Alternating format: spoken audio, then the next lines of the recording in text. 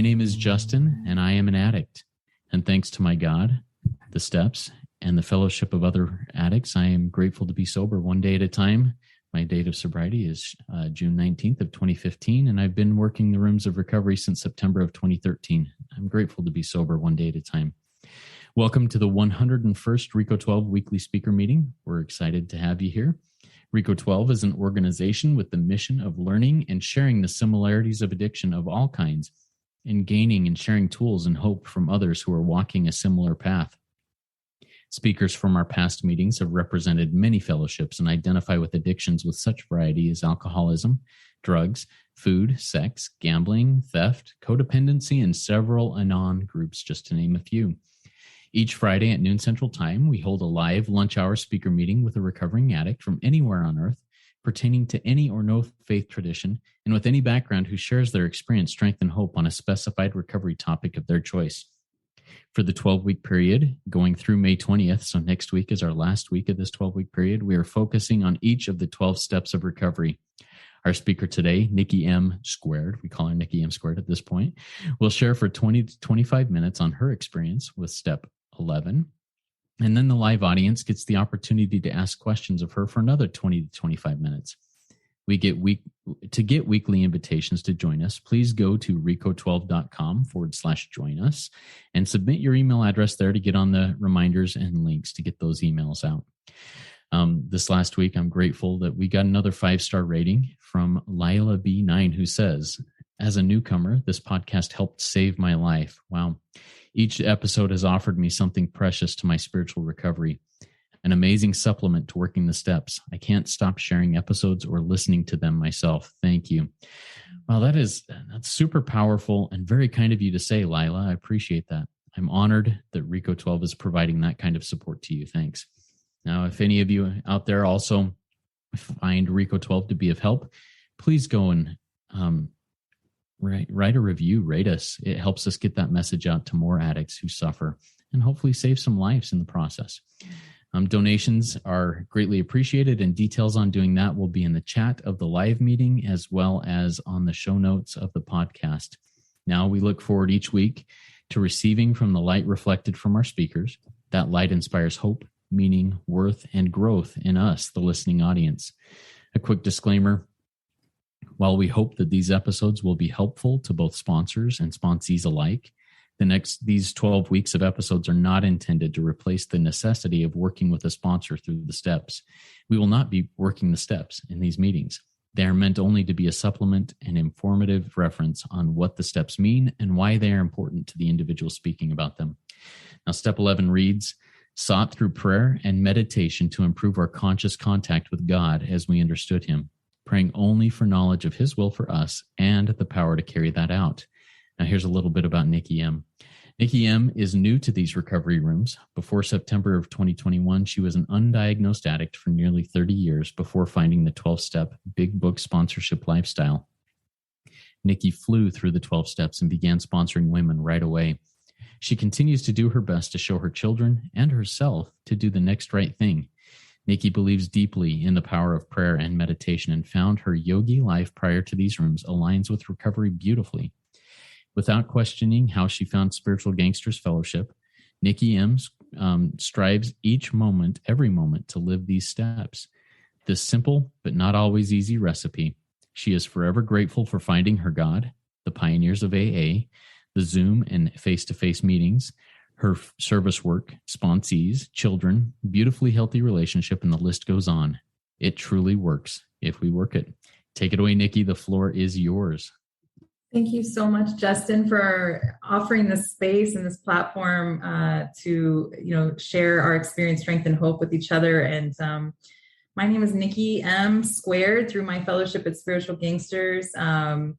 The OG Nicki M graciously gave me that nickname. So I hail from Sacramento area here in California and have been living the sober life nearly 8 months now through Spiritual Gangsters, and I'm a multidisciplinary addict.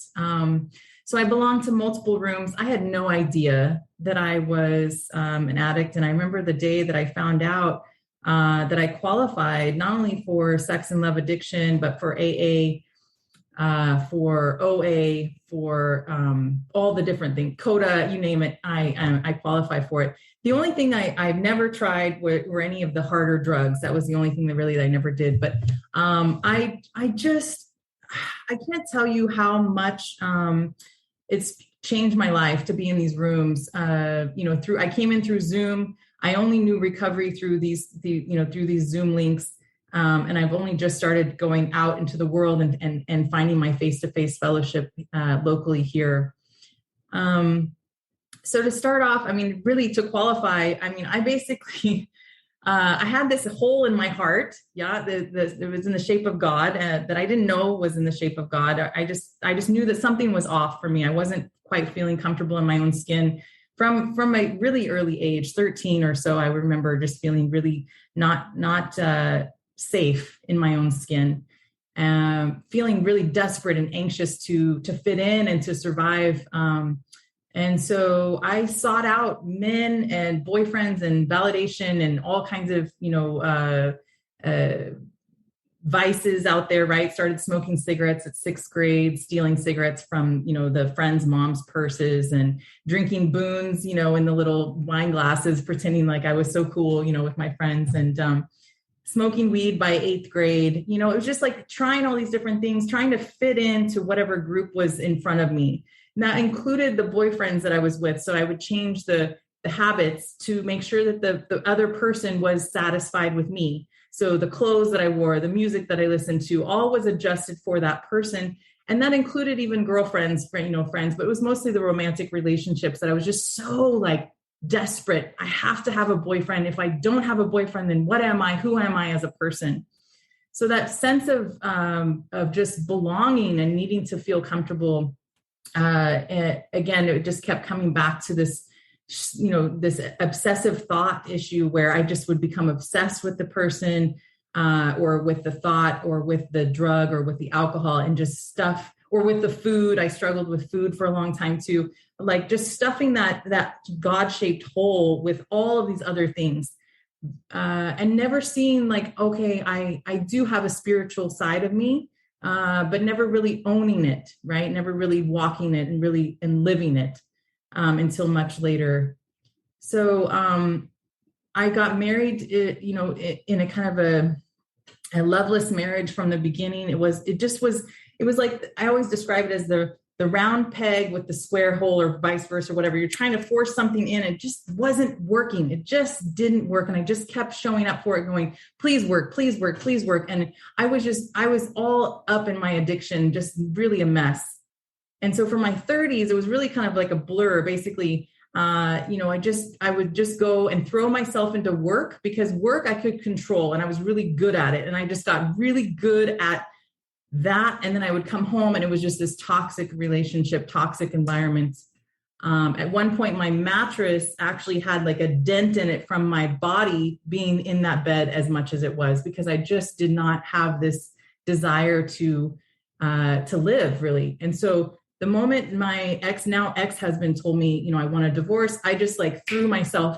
It was like the straw that broke the camel's back, basically. And I just, I wanted the divorce, but I didn't want him to tell me that he wanted the divorce. So I went into outpatient program actually for depression and suicide. And I still don't know recovery yet. I still don't know addiction. Nobody's talking to me about it. I still don't know any of that. So then I'm going to this outpatient program. I'm seeing people who are really genuinely like trying to end their life, like wanting to open the window and jump out. And I wasn't there, but I was still like, the thoughts were still obsessing about it. So they wanted to put me on all kinds of medicine. I would go to the psychiatrist and they'd be like, here's, this is what I'm having, this side effect from this medicine. And they're like, oh, let's add another medicine, and just kept adding this laundry list of meds, and nothing was working. So I tried it all, in terms of the medical kind of Western traditional route. And I just stopped all of that cold turkey. I don't recommend that. Obviously, talk to your doctor. Everyone's going to have a different experience. But for me, it just wasn't working. It wasn't helping. Nothing was working outside of in the material world, right? And so then I started going to this meditation center, which was a local area meditation center. And they were talking about meditation and, you know, slowing down and looking at, you know, the beauty of the world. And I just couldn't see the beauty of the world. And they would tell me things like, just imagine your thoughts are like clouds floating over you, you know, above you, and that your thoughts are not you, and that you are not those thoughts. And I was like, what the fuck does that mean? You know, I just was like, I was so irritated and discontent with my life that I couldn't relax into it. But slowly, as I kept practicing it every single day, waking up with the same routine every single day, it started to get easier and easier and easier. So I actually threw myself into studying meditation, spirituality. I studied it every single day. I was meditating probably 2 or 3 times a day, at one point 3 or 4 times a day. I would do what's called like a priming exercise, basically. So I had to kind of teach myself how to be in the world again after coming out of that really dark space. And so I would go, and like an hour before I had to go into my classroom to teach, I would just like do this whole priming thing where I would kind of boost up my energy and find what I was grateful for. And it was using all these different techniques, you know, meditation as well as affirmations and all these other things, music and all of that too. So again, this is before recovery, before any of this.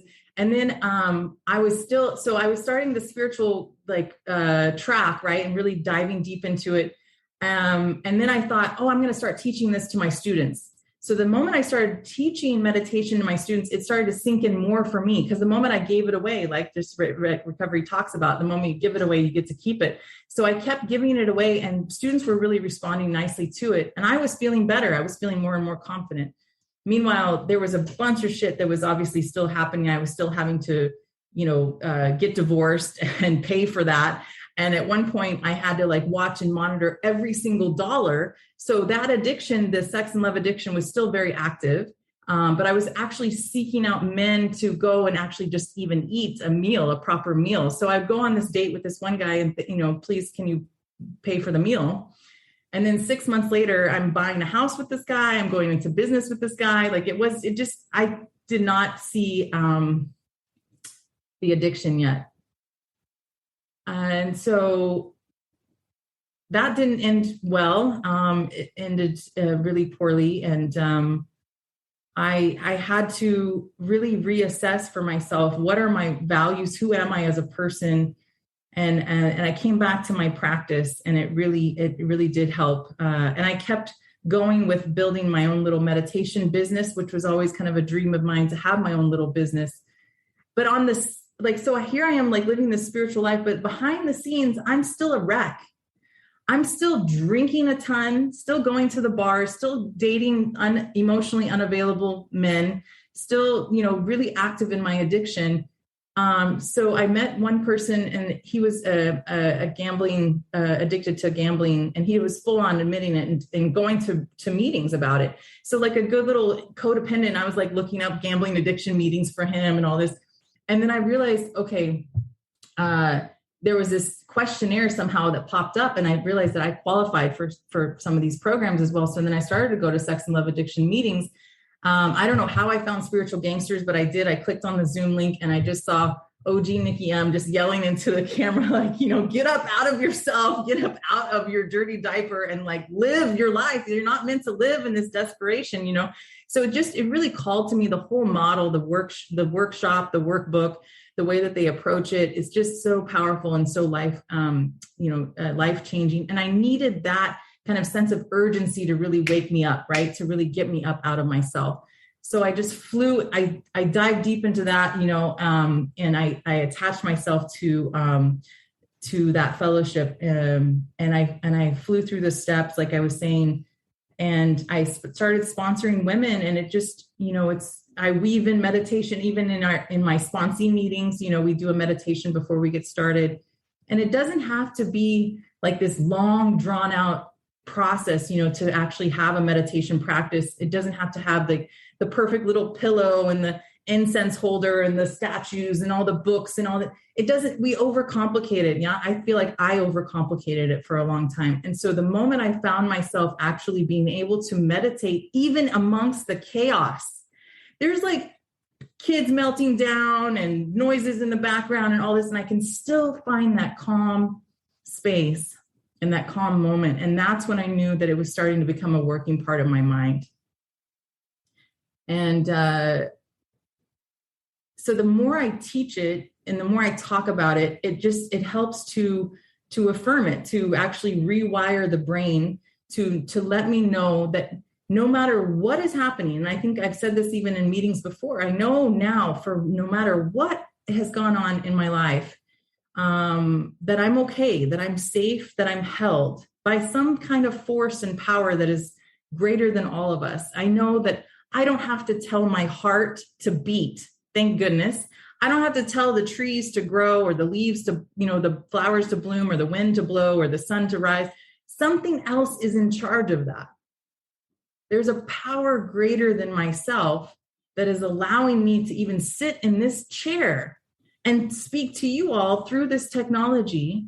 I should have been dead many different times in my life because of my addiction struggles, doing behaviors and activities that were really unhealthy, really not of sound mind, even in the last couple of years.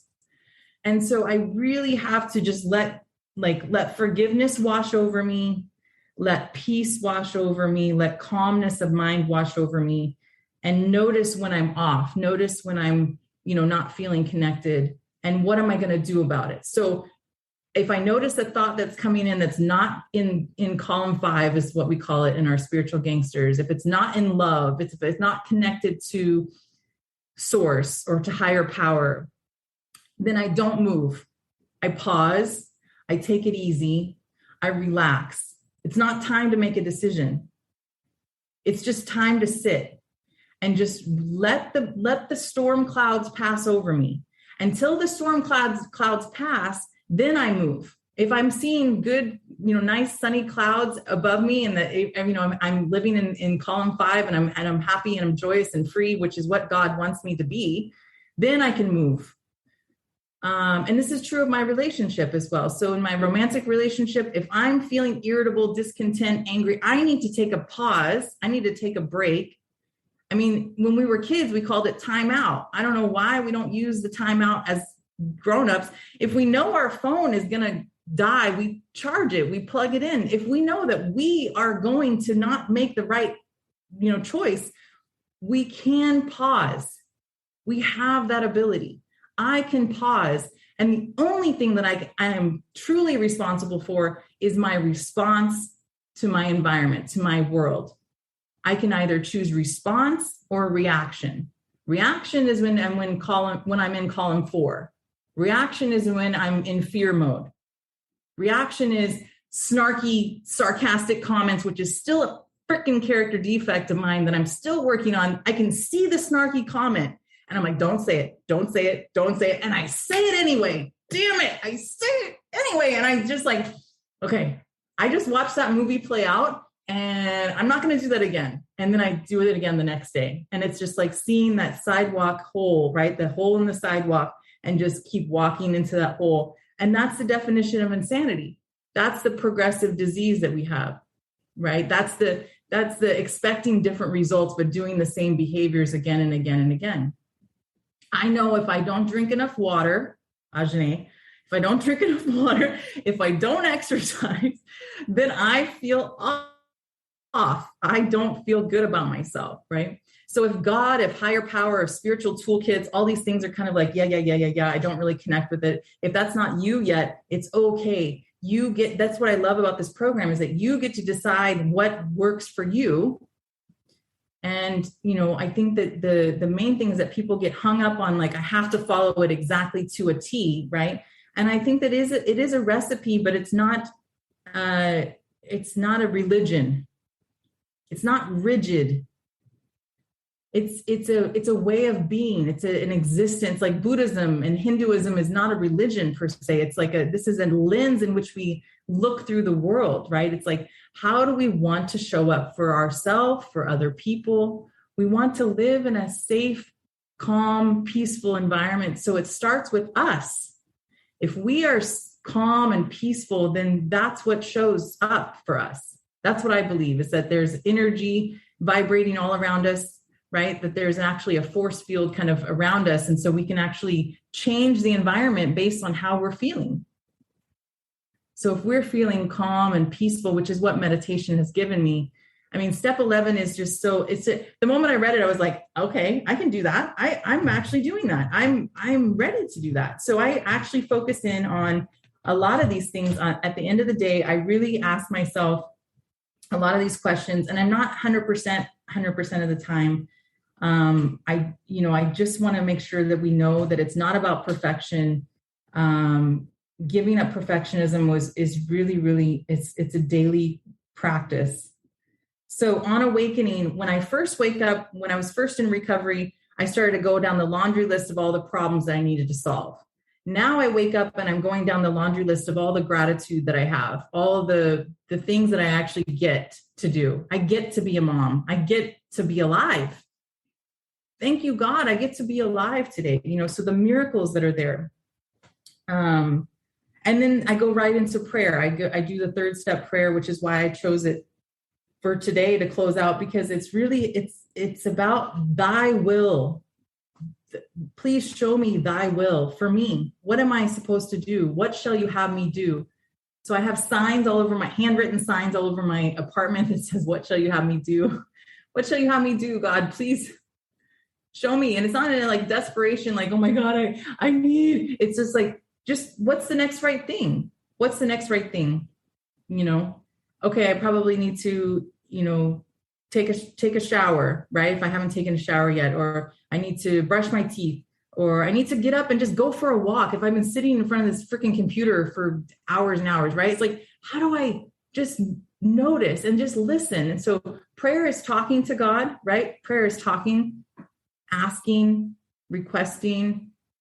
And you get, I think over time, the prayer doesn't become about asking per se, like of specific things, like, please God, give me a boyfriend. Please God, give me a car that's like beautiful. Please God. It's like, the requests are more like affirmations for me. Like, please God, send love and peace into the hearts of the leaders of this world, right? To ensure that we live in a safe and peaceful world.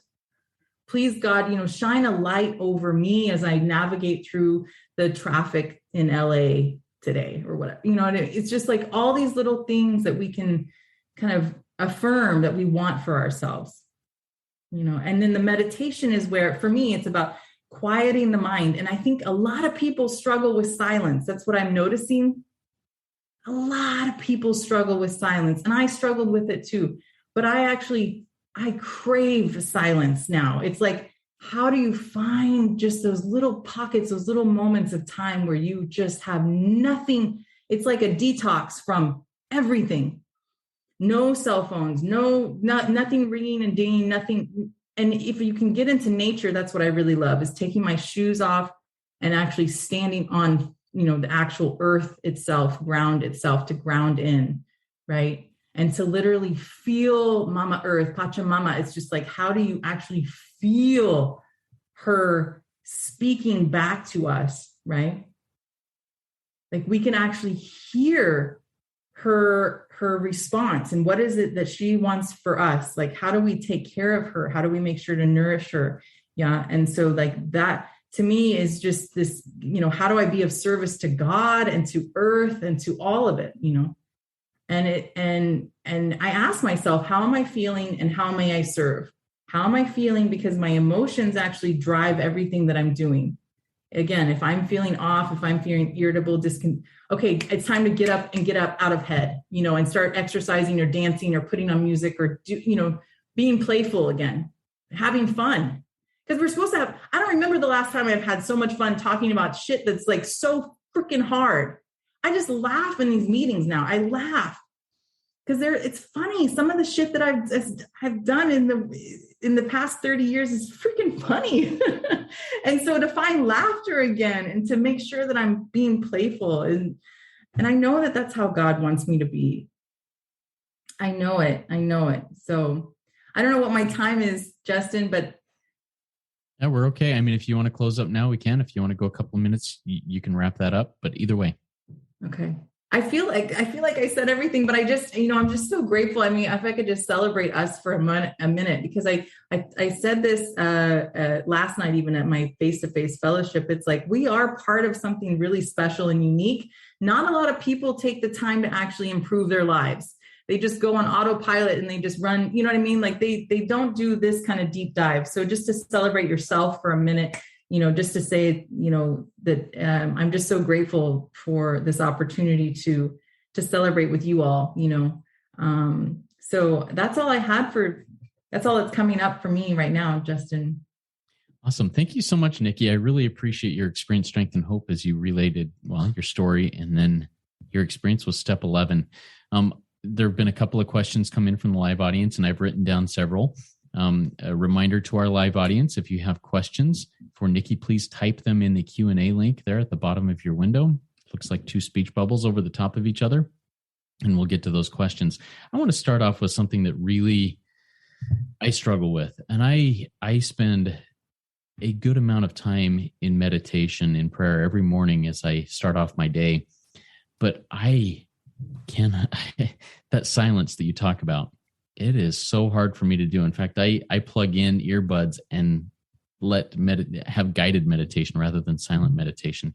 What is your suggestion or your experience on creating that silence and being able to do that through a noisy brain and a noisy lifestyle? That's a good question.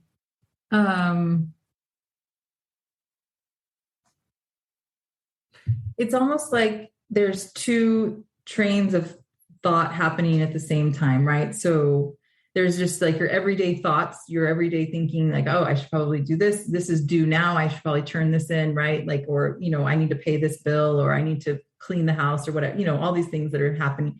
But then in the background, it's like this, I use mantras a lot. I use like love and peace or thank you, and just kind of slowing down my world to pay attention to those words more often, right? So that's how I kind of start. But that silences my thoughts as well. Like it kind of slows down my world. Just trying it, maybe setting the timer even for like a couple of minutes.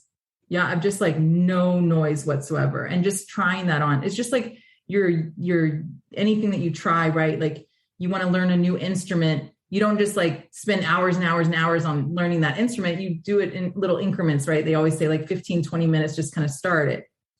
So I think that, how you do it is up to you. How shall God show you how to be silent more often, if that's something that you're desiring, right?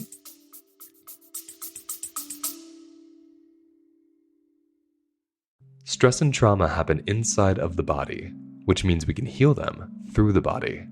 My name is Luis Mojica. I'm a somatic therapist, nutritionist, and host of the Holistic Life Navigation podcast. Join me each week as I teach you how to release stress and trauma through listening to your body, using nutrition, somatic experiencing, and other holistic practices. You can listen at the Holistic Life Navigation podcast or at holisticlifenavigation.com.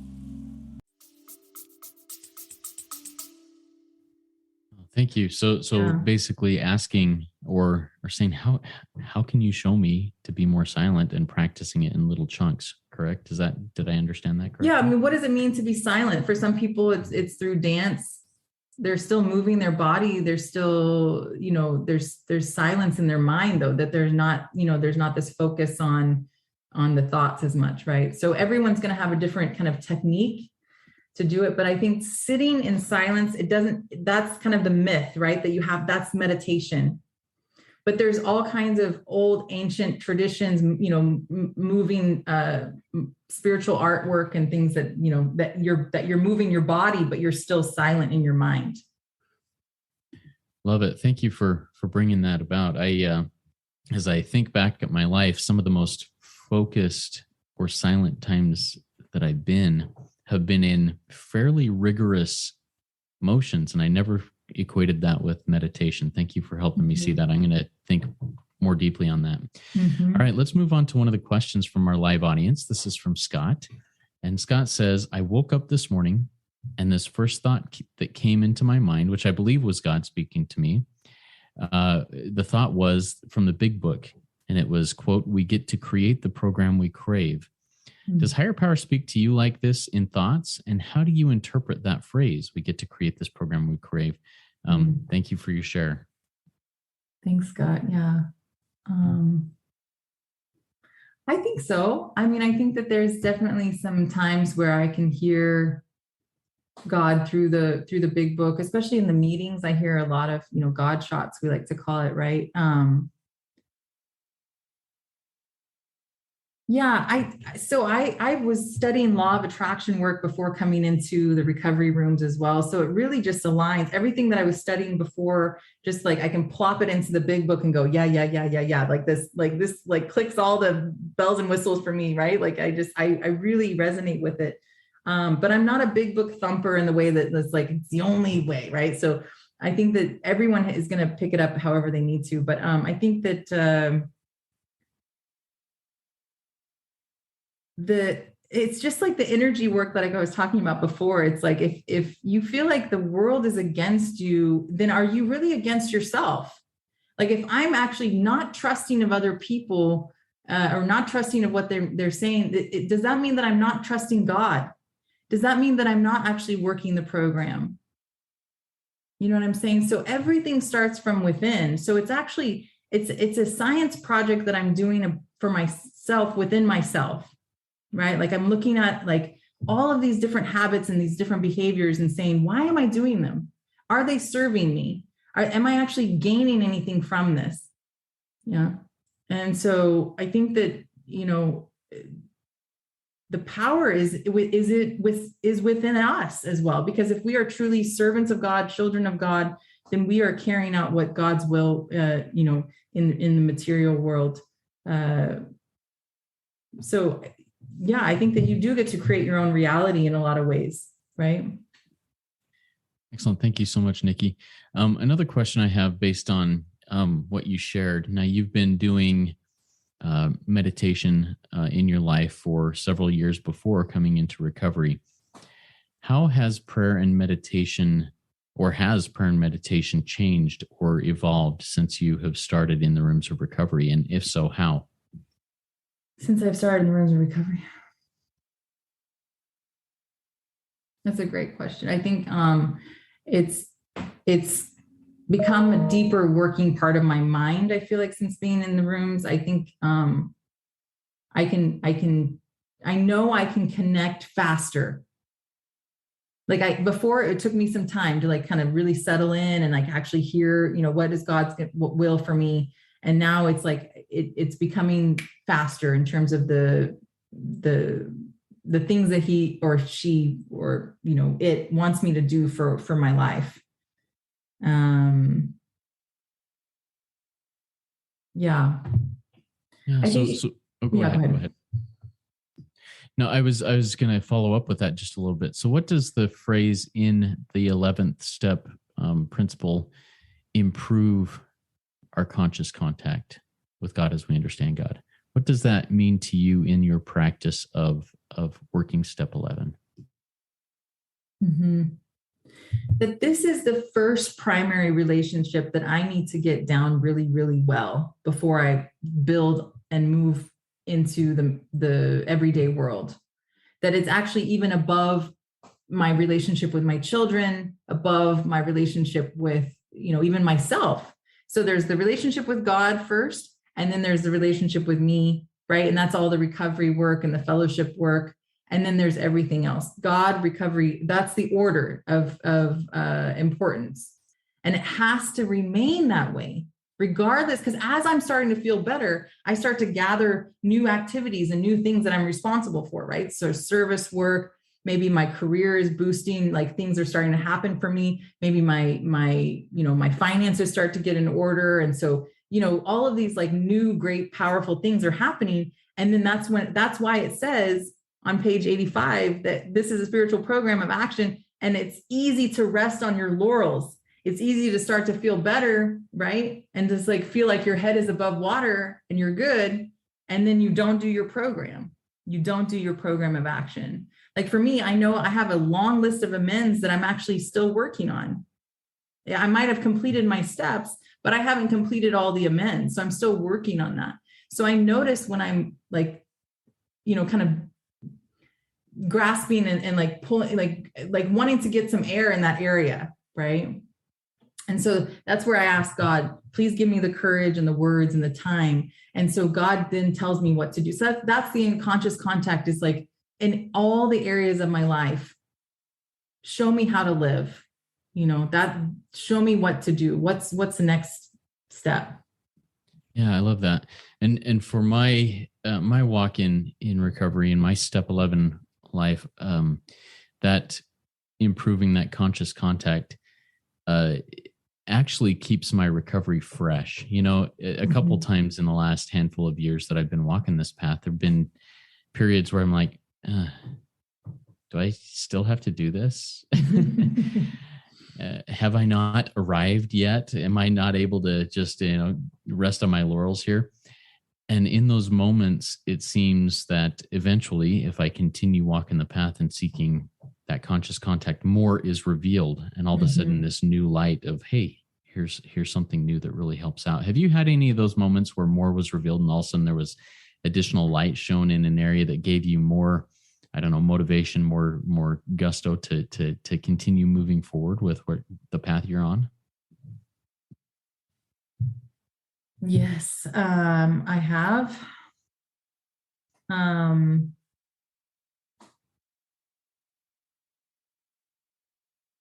I think I know now how to interact safely with certain people. Like there are just some people who just don't get me, and that's okay. And I don't need to explain myself to anyone, right? Like we don't cower in this program. We don't say sorry anymore for the way that we are. So my mom came over to visit. She saw all these signs on my wall that says, "What shall you have me do?" And she was just like that, kind of like, what does that mean? Like that, like judgy, very judgy. I don't understand what that, and she's deep in her addiction, needs recovery bad, and she refuses it. And she's admitted to me that she's a food addict, that she needs help. And I said, this is what's working for me. And she's like, I'm not 300 pounds though, so I can't do that. And it's like, well, that's your choice. That is your life. I am not here to heal people. I'm here to heal myself and tell my story. And if you pick up and resonate with what I'm doing, great. If you don't, great. I don't have to show you anything or prove to you anything. So the moment I let all of that go, it's like 1,000 pounds off of me every single day. I don't have to do it. I don't have to prove that I'm a good instructor anymore in my work. I teach at the university, and it's like, I just do the best that I can. I show up to them genuinely and say, look, I'm having a rough day. I'm having a hard time. And they're like, thank you so much for being real with us, because we see all these instructors who are just like stoic and, robots, and, they need real people in front of them, So I just try to show my real, genuine self as much as I can. That's the area that's like been the most freeing for me. I love that. And being real and being honest with things is amazing. And I have also experienced that when I accept the fact that I'm not your, to use a term, I'm not your savior. Right. I'm not your higher power. I'll share my experience, strength, and hope and share how that has helped me, but how you choose. And that's such a burden. Like you said, 1,000 pounds off my shoulders. What a beautiful thing. All right. We have another question that came in from our live audience. Monroe asks, and this is about the second part of the phrase of the 11th step. What does it mean to you to have the power to carry out his will? And what does having that power look like? To me, it means just completely admitting that I know nothing, to stay humble. Because I really don't know what this force is. It's not some God in the clouds with the white, beard and all. It's none of that. It's just like this. Again, it comes back down to energy. It's just this like knowing that no matter what happens, even if my physical body is no longer here, which will eventually happen, That's inevitable. Death and taxes, right? Those things are inevitable. So I will inevitably lose this physical body. So the power is in staying present with people and with myself as much as I can, because it's when I'm present moment and conscious contact and continuous contact. I think I want to add continuous, right? Because it's like, how do you notice when you're off and you're not connected and come back to it quickly, you know? And so the power is that's the superpower. It's like, oh, not feeling so connected right now, you know, and how do I come back? That's how I feel. That's how I see it. But again, I don't know anything. I just know that for however many 100 plus years, or what are we at now for this AA program? Yeah, we're getting it close to 90 years. Yeah. So it's obviously been working. It's been working for people. So I just keep following the recipe, and I'm lighter every day. My heart is lighter every day. That's the power. Yeah. Thank you for that. And so you talked about, hey, what's the next good thing? What shall you have me do?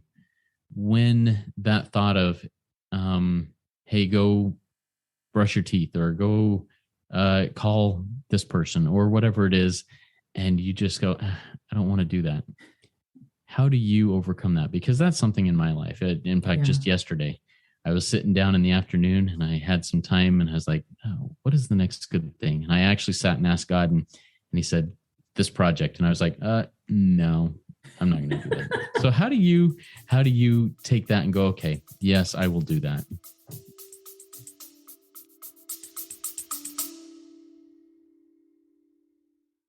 A higher consumption of vegetables may cut your odds of developing depression by as much as 62%.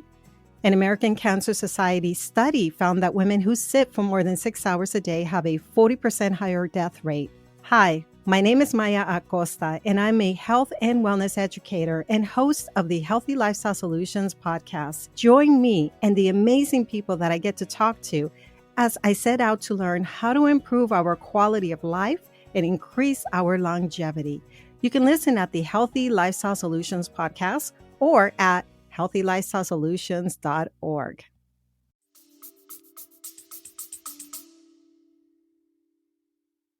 It's funny, procrastination is one of my character defects that I'm working on. I'm looking at it all the time. Like, I see the freaking package that I need to go take to the mailbox. It's all ready to go. It's going to take me less than 5 minutes to go and do it. And if I just did it, then I would feel like, I did that, I can celebrate that. So that just, I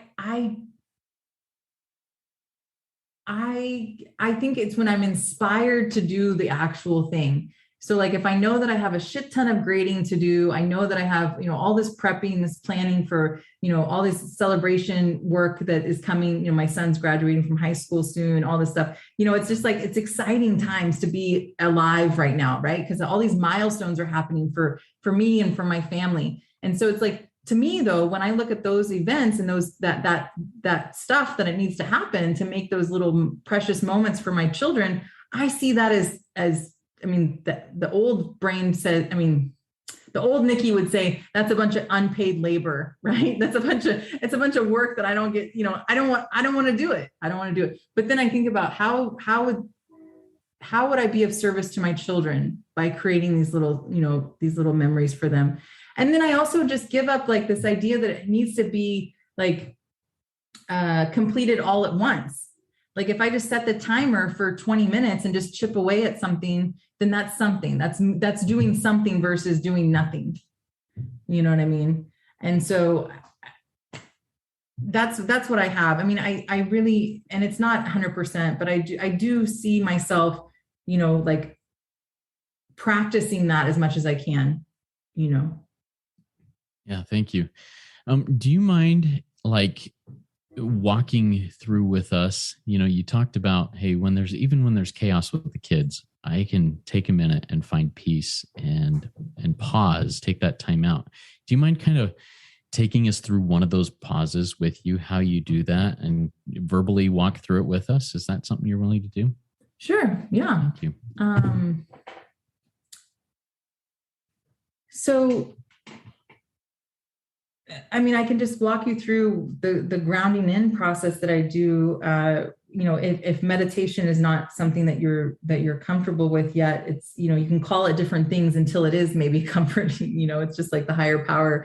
It's like you can call it whatever you want. So just sitting up, a little bit more in your chair maybe, and looking away from the screen. If you've been looking at screen for a long time, especially looking long distances helps a lot, for your eyesight as well, for your health of your eyes. I just kind of just get myself centered on the chair and roll my shoulders back and down just to get a full deep breath and posture. And I just notice that I'm breathing. I don't change anything about the breathing. I just tell myself that I'm breathing. And your gaze can be long, looking down towards the floor, or your eyes can be closed if you're comfortable. So there's all kinds of variations. You don't have to do one or the other. You can focus in on an item like a candle or a pretty picture.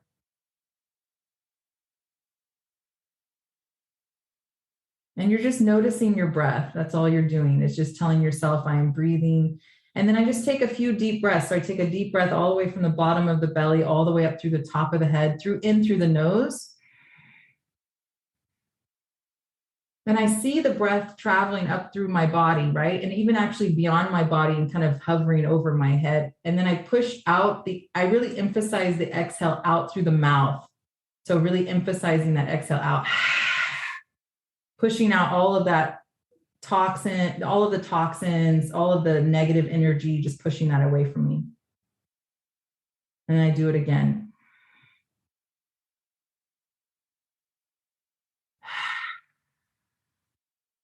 Nice, deep, slow breaths. Just, noticing any sensations, telling that body to relax.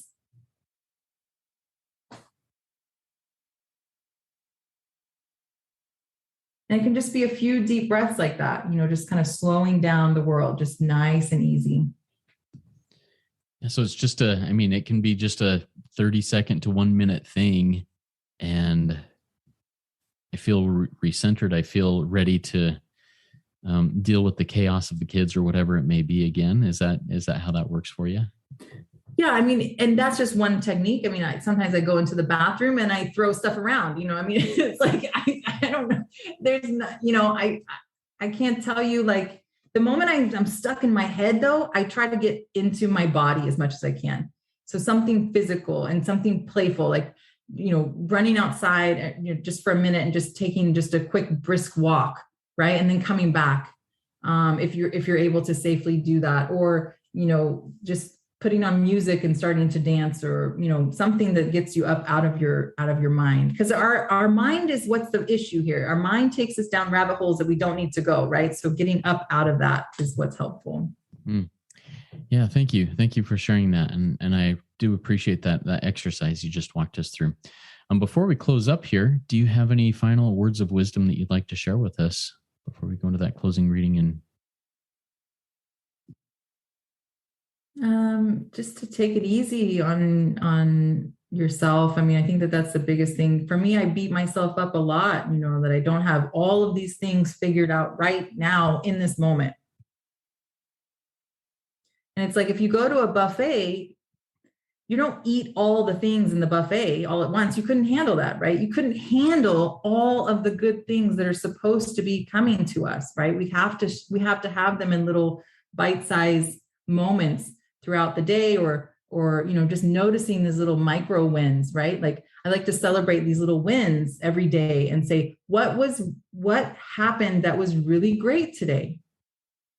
It was mailing off that stupid package that was sitting on my table for a good 2 weeks. That's a win. That's a good win. Yeah. Love it. Celebrating the little wins. And I appreciate that. Thank you for sharing this with us.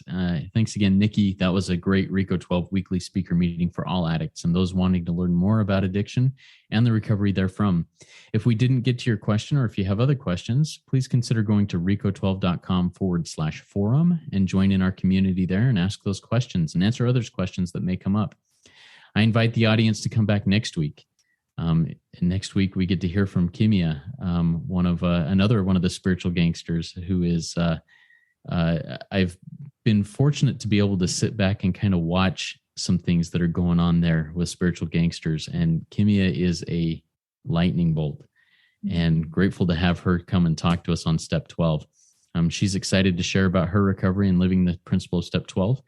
And grateful to have her come along next week, and really look forward to that. So come back next week, same time, same place. And if you listen on the podcast, it'll be up every Friday afternoon.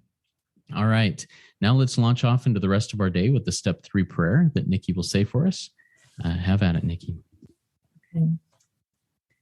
So a moment of silence for all those suffering and still suffering in and out of these rooms.